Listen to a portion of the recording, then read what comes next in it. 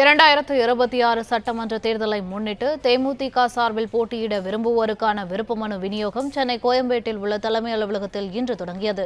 இதுகுறித்த கூடுதல் விவரங்களை எமது செய்தியாளர் முனாஃப் வழங்க கேட்கலாம். வணக்கம் முனாஃப், விவரங்கள் என்ன? தமிழக சட்டப்பேரவை தேர்தலையொட்டி தேமுதிக சார்பில் போட்டியிட விரும்புவோர் விருப்ப மனுவானது தற்போது சென்னை கோயம்பேட்டில் உள்ள தேமுதிக தலைமை அலுவலகத்தில் வழங்கப்பட்டு வருகிறது.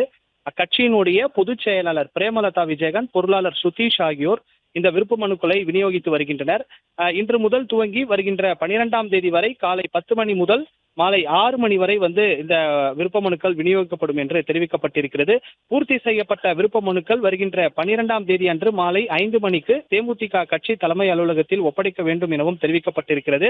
தமிழக சட்டப்பேரவை பொது தொகுதிக்கான விருப்ப மனு கட்டணம் ரூபாய் 15,000 தனி தொகுதி கட்டணம் 10,000 ரூபாயும் விருப்ப மனுக்களை பெற்றுக் கொள்ளலாம் எனவும் தெரிவிக்கப்பட்டிருக்கிறது.